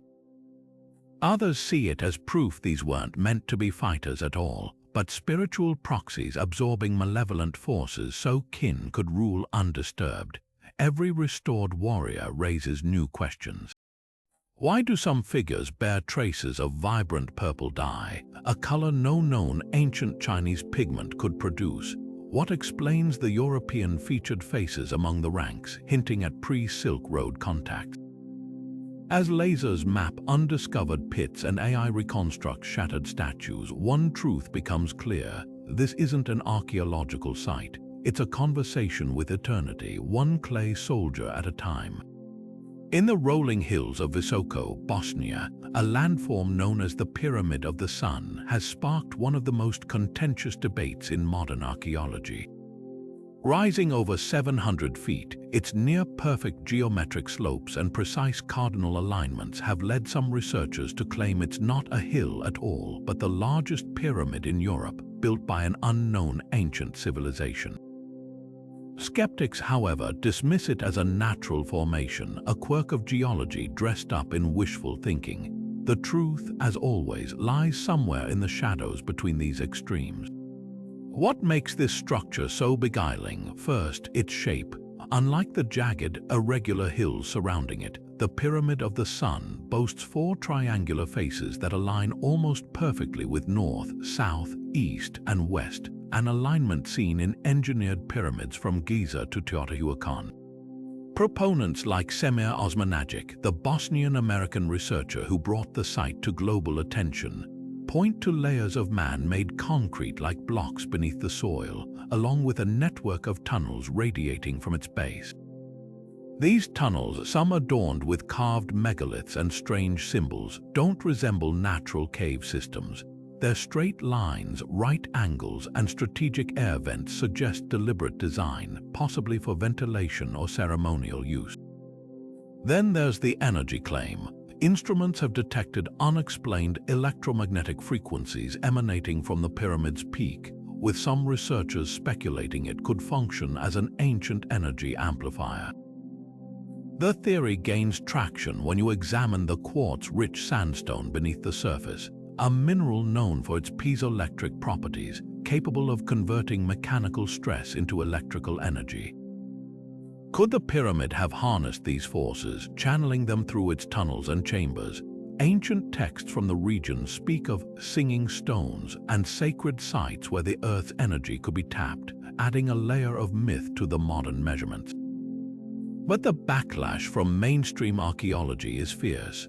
Critics argue the blocks are merely fractured sandstone, a common geological formation, and the tunnels are medieval mines repurposed by later cultures.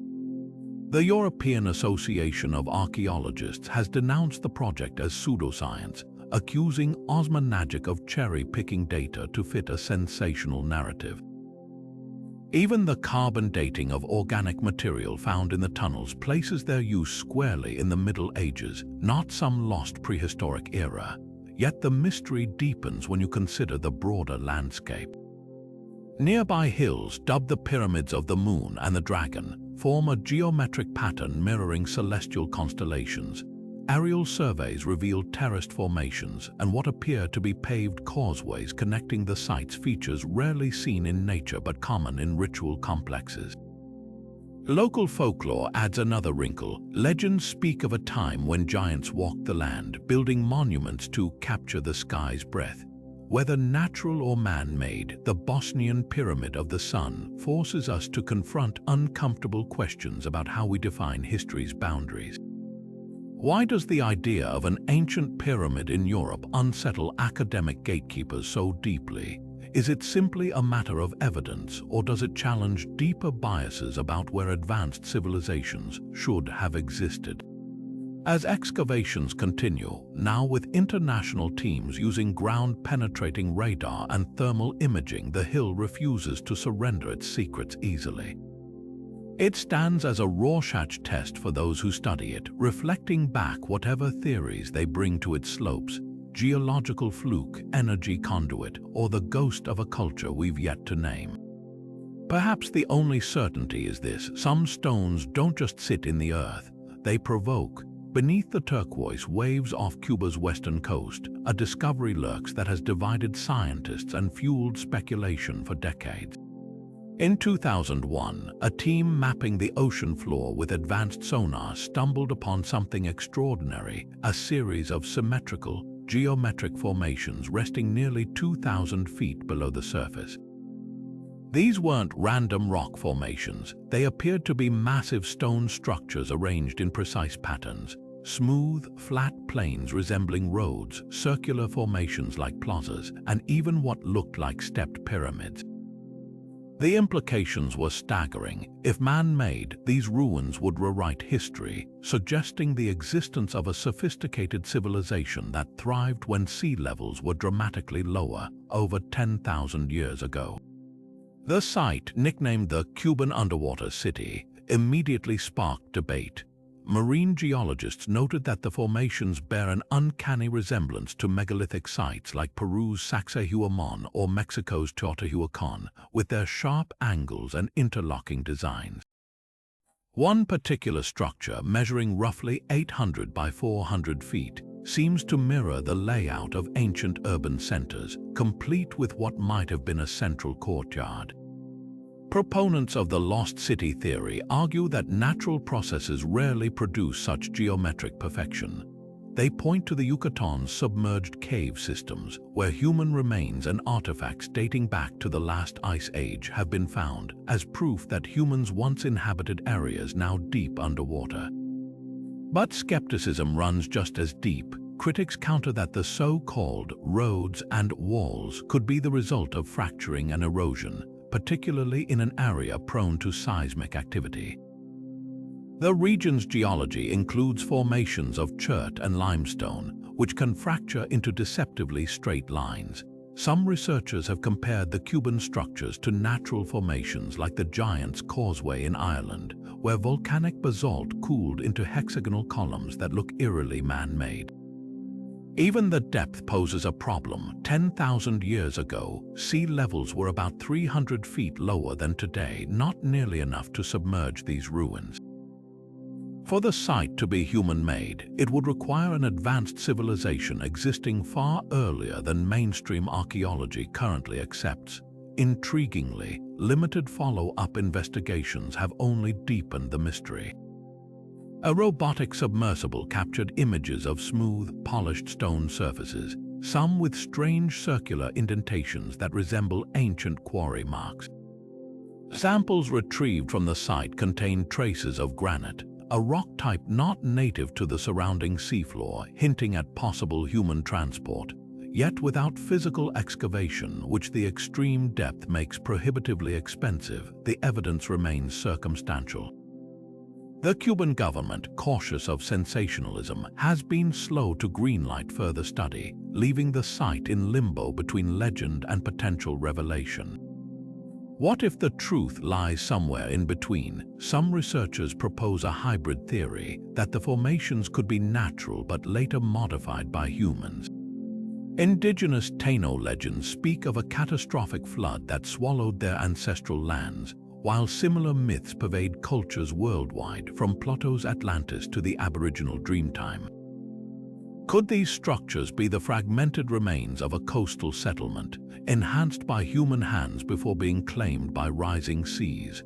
Or are we projecting our thirst for mystery onto the indifferent canvas of geology?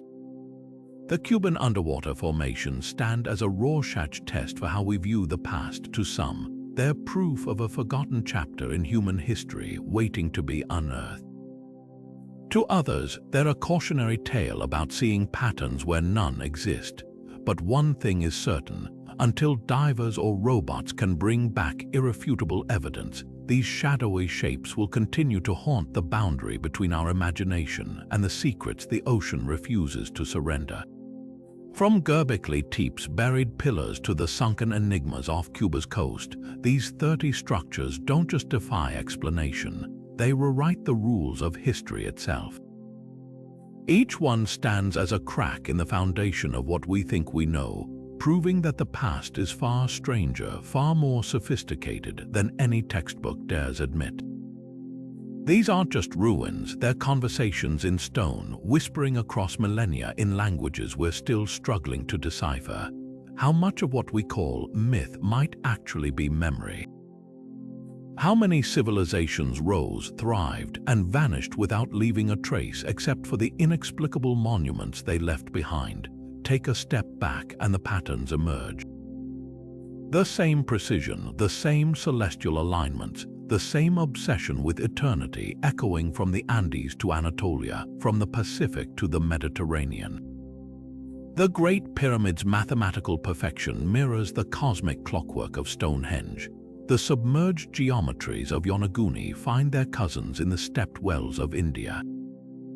Even the humblest structures, like the Göbekli Circle, reveal a universal human impulse to map the heavens long before we supposedly had the tools to do so. Coincidence or evidence of a lost thread connecting cultures we've kept isolated in our historical narratives? That's the real mystery here.